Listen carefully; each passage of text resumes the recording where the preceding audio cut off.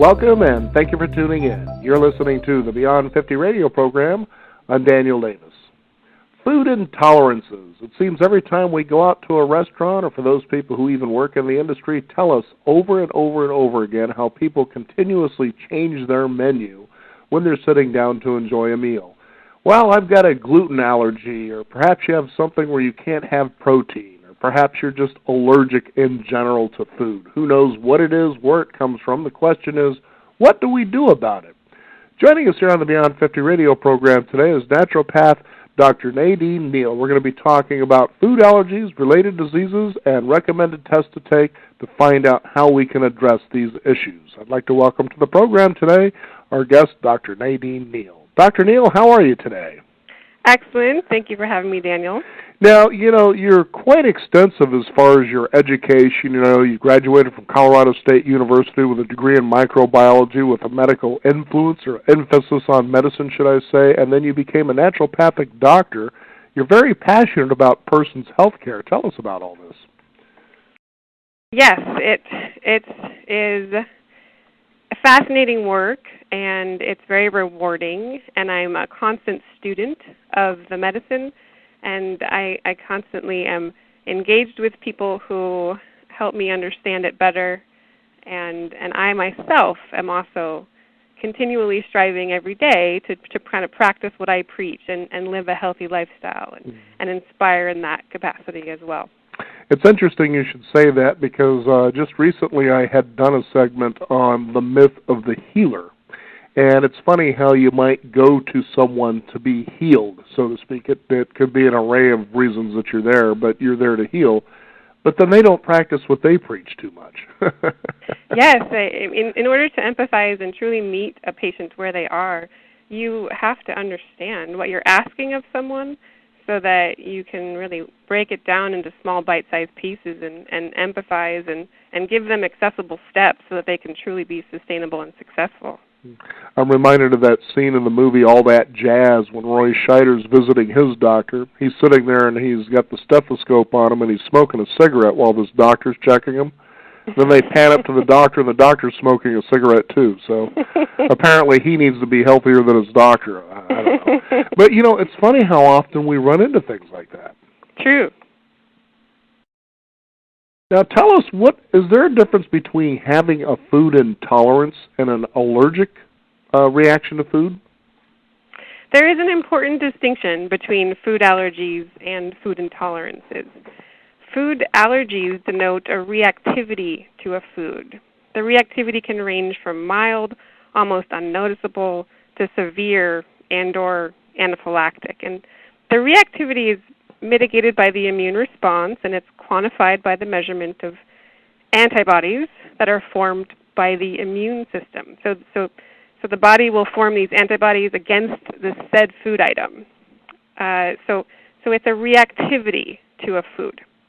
Whereas a food intolerance is actually an incompatibility with a food. So, for example, if you're intolerant to dairy, it would mean that you're incompatible with dairy in that you don't have the capacity to effectively digest dairy. So, food allergy would be a reactivity, whereby food intolerance would be an inability to digest. So, reactivity versus digestibility. And it's such an interesting phenomenon this day and age. It's almost as though somehow somebody leaks out a possibility and then it becomes a reality. And by that being said, this whole idea about gluten intolerance, and there are sometimes you find yourself even asking the person as they say, well, I'd like to have this, but, I've got a gluten intolerance. And you just, for instance, you may be out at a restaurant with a friend and you're just kind of scratching your head like, where is this coming from? But it seems like that's just so prevalent today. Is that a reality, or is that just sort of an urban legend that kind of manifested itself into reality? If that makes sense to you. Because there's always a fad out there that comes along and all of a sudden people are buying into it as though it's the truth, and it's like, who started this? True. And not all gluten is created equal. There are certainly different hybridizations of the grain. So there's European kind of heirloom versions of gluten versus the newer versions. So Not all gluten is the same. But I certainly have a number of patients that walk in and they say, my bowels are messed up and I've been avoiding gluten and dairy thinking that that's what I mean. Yeah, thinking that I was going to make it better and it hasn't helped. Okay. So certainly in part there is that cultural exposure. Oh, maybe it's gluten. It worked for me. Oh, my aunt, she had amazing results, So there's that passes along. But then there's the aspect of, well, have you individually been tested and evaluated to understand if you do have a gluten intolerance or a gluten allergy, because they are different. Mm-hmm. Now, let's talk about that, for instance. What would a person feel as far as a symptom goes if they had an intolerance, for instance, to something like gluten? Sure. Well, there's the obvious symptoms that most people will correlate with, which are digestive symptoms of gas, bloat, belching, diarrhea, loose stool, abdominal pain, acid reflux. Those are the basics. But then there's some other reactions that are often not correlated. So there can be skin manifestations, rashes, hives, eczema, acne. There can be mental clarity issues where you could have more brain fog or more difficulty concentrating or focusing. Energy can be affected. You can become lethargic. A lot of people will get lethargic after lunch, that 2 to 3 p.m. hour. They just kind of slump, and that could be because they ate something at lunch that their body didn't agree with. So you can have headaches, frontal, dull ache, kind of nondescript headaches, all the way up to a migraine can be caused. And then another common area is sinuses. So this is a big season for allergies. It's going to be early this year. It's going to be good for business. And there's certainly sinus congestion or reactivity to our environment that can be mitigated by the consumption of foods that cause inflammation. Mm-hmm. Now, from your experience, I would think that because of how we've been producing food, especially here in our country, over the decades, that perhaps a lot of these things began to surface as a result. What are your thoughts on that? Oh, that's a great question. And certainly, there's modifications of food that are not supportive for our general consumption. I guess I should say, like genetically modified foods, they have certainly contributed to certain symptoms in patients of mine, as well as, like I said, that not all gluten hybridized grains are considered the same. So there's definitely the alteration of food. And then there's the soil, and is the soil truly nutrient dense? And is that nutrition actually being acquired into the vegetable? And if that soil isn't, then very likely, even if we're eating lots of greens and colorful vegetables that are seasonal and organic or whatnot, they may be still not fully offering the nutrition that they could if the soil was really densely old and turned over and densely packed with vitamins and minerals. Now, are all people susceptible to food allergies or intolerances? Well, I have yet to find a patient who doesn't have either a food allergy or a food intolerance or a sensitivity. I am sure that those people are out there, and I'd like to meet them, but it is certainly not the norm. Certainly there is it's very common to have one of the above. Okay. That seems reasonable enough. So there's a possibility that in all of us it's just a matter of time where we might have something that we might be allergic to or intolerant of. Yes. Okay. That seems reasonable. Now, is there a possibility that these intolerances that a person have resolve themselves over time? So that's another area where food intolerances differ than food allergies. Okay. Food intolerances are like your eye color. It doesn't tend to change or shift over time. You could test an infant and then test that same person 20 years later, and very likely their intolerances will be consistent.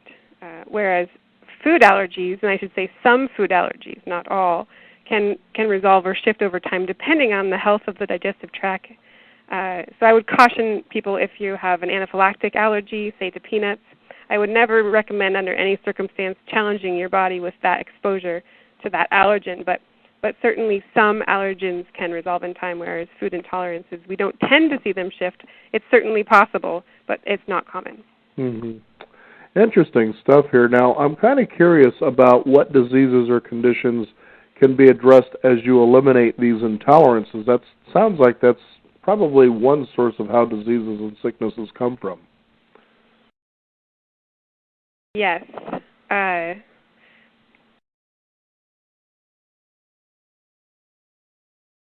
Can you just repeat that question for me? Well, the idea that, for instance, if you have a food intolerance, that there's a possibility if it continues that you can maybe create certain diseases or conditions. How can they be addressed if you decide to eliminate the food intolerances? Yes, thank you. So when you consume an intolerance or an allergy, there can be a cascade of events that happens when that food comes into contact with your digestive tissue. And that cascade of events leads to typically things like inflammation, or it can also lead to a buildup of toxic material from rancidification or putrefaction or fermentation.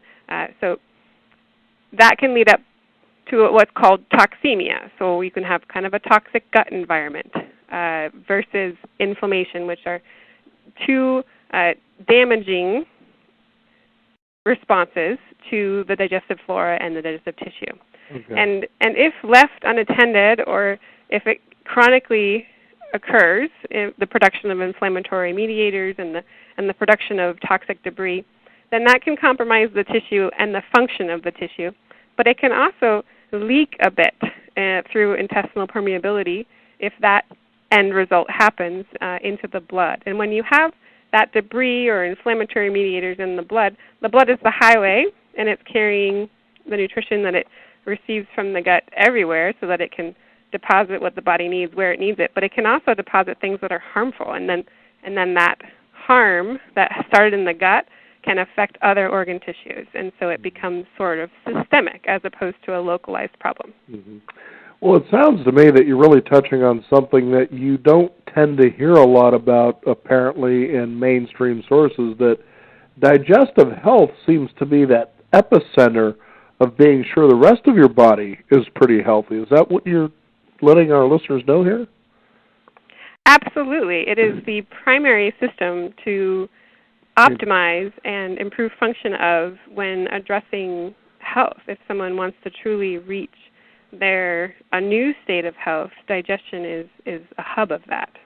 Yeah, it certainly sounds that way, that it's such an important aspect, and you kind of realize that depending on your digestive health, you might be messing with your ability to lose the weight that you want to lose, or it definitely affects your mood swings, things like that, as well as the energy. It just seems like a myriad of things that if we just address that one area there, you would really, as you were saying, systemically start to change a lot of things within your body. Well, things like mood and energy and weight are a function of metabolism and metabolic rate. And we hear that word, metabolism. So what is metabolism? Well, technically speaking, metabolism is a set of life-sustaining chemical transformations within our cells. And these transformations allow us to maintain our structure, grow, reproduce, and respond to our environment. Now, digestion plays many roles in metabolism, one being it provides raw material for these chemical transformations to occur. So if our organs are these mini factories, they constantly need raw material to be brought in, and they are also getting rid of waste through their metabolic processes. So digestion plays a role in both of those. It provides raw material, and it also eliminates waste. So if you were to be in a malnourished state, absolutely your mood and energy are going to be affected, and your ability to effectively lose weight will be affected. And if you're having a buildup of waste and not eliminating appropriately, then absolutely your mood and energy and weight and your ability to shed weight can be affected. Mm-hmm. And it's interesting to think that we address these sort of things. For instance, you might have depression, and you go and you seek out a pill, for instance, to deal with your depression, when all you have to really do is take a look at your digestive health. What are you taking in? And just a simple change like that, where you begin to realize food is also your medicine as well. Would that be a right way of looking at it? Oh, that's a motto, absolutely. A motto, okay. Yeah, food is your medicine. We've got Dr. Neal's motto right here. Food is your medicine. Yes. But there's a lot of truth to that, isn't there? Absolutely. It's basic. It's primal. It's animal. I mean, if you eat a very simple whole foods diet, you'll feed function, and you won't compromise function, and thereby, very logically, it follows that you live longer and you have a better quality of life. So, Now, as you work with people, how do you really address this? I mean, do you really kind of, obviously you must have a great bedside manner, although most of your patients probably don't end up in beds, but the fact is that you really relate to them and actually educate them about better decisions, because a lot of times people will go out there and the information they have, they heard it from somebody, or they read it on the internet, or it was on Dr. Oz, or, some of these, resources where people get their information, and you kind of think, but it's not as complicated as that, is it? No, it certainly isn't, and that's a great way of starting off that conversation, because if there's a wealth of information, I'm very grateful for that, and I like it when someone comes in with their own ideas and their own thoughts about what could be going on, or something that they are curious about and want to learn more about, because that's a platform for me to work from to help educate and refine their healthcare process. So it is basic, though. I mean, there's an evaluation. We understand what your intolerances are, or allergies, or whatever is most indicated to evaluate, and then we come up with a plan to address that and remove them systematically from the diet. And the biggest part of it is getting an excellent intake on day one, because you really want to quantify very specific detail of how they're presenting on day one, because over time they're making a lot of efforts, a lot of changes. They're investing monies and they're investing their energies, and that currency it's not easy to come by. So you want them to have a payoff, and so when you reevaluate after you sat down, 8 weeks into the process, and you reevaluate and say, okay, well, let's just kind of compare and contrast where you started and where you are now. And I love that moment, because all of a sudden we'll just start checking off all these symptoms that they originally presented with, and they're like, oh yeah, I forgot about that. Really, it was that way, yeah. So I mean, they definitely see the fruits of their labor. Mm-hmm. I know that you're very passionate about sustainability and a more holistic way of life and an approach to all this. Share with our listeners how you go about doing that. Well, it certainly starts with routine and rhythm. The body operates well with routine and rhythm, and in fact, we produce hormones in a circadian type rhythm based on night and day, sun and moon, as well as the moon cycle. So certainly getting your lifestyle into a rhythm, and then focusing on each aspect of my lifestyle. So there's my sleep rhythm, there's my food hygiene rhythm, and then there's my playtime and my work time. So it is certainly a journey to continue to have the evolution of your health in the context of a changing environment when you're trying to set routine and rhythm, and the environment is continually changing. But that's where you start, is you start with rhythm and routine. So when it comes to sleep, it's just trying to find that bedtime and getting that bedtime consistent, and waking up at the same time, and having well, there's so much about sleep hygiene. So there's sleep hygiene, and then there's food hygiene, and then it's about your choices. So when it comes to choosing food, I choose sustainable food. So it's not just about my own sustainability within my own lifestyle, and can I meet the demand of my lifestyle and enjoy it, but also how is my lifestyle contributing to the greater sustainability around me? Choosing the right kinds of meats and plants and being responsible with where I spend my money and things of that nature. So, yeah, a little bigger picture than just what I do for myself in my day. It sure is intriguing that you have people who will rail against these large corporations and agriculture, for instance. And from what you're saying there is, you could do that, sure, but your real strength is in your pocketbook, and you say that you make these conscious choices. To me, I believe I'm hearing that you like to be more local when it comes to picking what you take home, your produce, your meat, and so forth, from more local sources. You actually are directly connected. It isn't like you're walking into a supermarket. Well, there's the label that tells you where it's from, but you've never been to the company and you don't know anybody who works there, versus the farmer that truckloads in, for instance, the beets. And that's where you come from.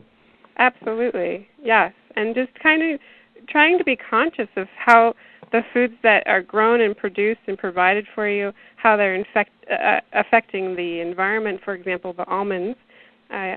Almond plantations in California, they demand a lot of water, and there's a drought, and so they get their water from other sources, and those other sources typically would have fed the salmon populations, and now the salmon populations are struggling. And so, the bee colonies are struggling because of they're shipped in to pollinate the almond plants and almond trees, and so if those bees, they're compromised. So there's a colony collapse disorder. So just knowing about just eating that almond and thinking you're doing well for your body, but maybe not doing well for the environment, depending on how it came to be.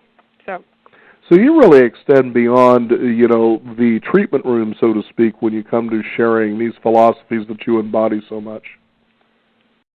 Certainly when there's a captive audience. Well, you have one here, believe me. Well, no, it's just so refreshing because a lot of times you might tend to hear a doctor who, and they mean well. They all certainly are in the practice because they're passionate about helping others, but that they will sometimes render decisions or advice or direction that may be counterproductive to the actual end goal. For instance, you may end up taking some medication for this, which maybe in the short term is a good idea, but then all of a sudden you see somebody who continues on it, and then all of a sudden they're taking something else to counteract what that is causing because that's no longer doing what it was supposed to, and then it goes on and on. Pretty soon you have a medicine cabinet full of medications, and it's funny because I was watching this documentary one time about cheap food, and here was this Hispanic family, and she seemed to constantly point, why would I buy that one thing when I can buy 3 2-liter bottles of pop? And she was looking at the price as far as cost versus value. We can go and we can eat the supersized meal at a drive-through versus paying, X amount of dollars for fresh produce. Right. And so they were looking, how much can I get for my dollar, but yet the husband was spending somewhere in the neighborhood of close to $300 a month for insulin care. Don't you see the correlation, folks? I sure do. But you get a lot of that probably from time to time, don't you? Where people, they look at, what they can get for volume, and you realize, but don't you realize the emptiness and then the backside of what that's going to cost you, even though you're saving money on the front end? Absolutely, and I can't say it better than you just did. Well, that's because you're a good coach, Dr. Neal. But no, share that. I'm sure you share that with your patients as well, though. Oh, absolutely. Food education it's imperative, and it empowers patients once they feel they have more cause and they can get behind the cause, and they're making that choice on their own. It really sets them up for success with their health plan. So I think a lot of struggle comes from okay, they come and they make a decision with me to maybe avoid their primary intolerance. But then they go back out into their life and they face people who are going to challenge them on their decision. So if I'm able to educate them with and kind of arm them with some language that they can use when they're in that social setting and they're at dinner and you're kind of high maintenance at the table asking them to if they have sugar in their dressing or whatnot, and then someone's going to challenge you and say, well, who told you this? What kind of test was that?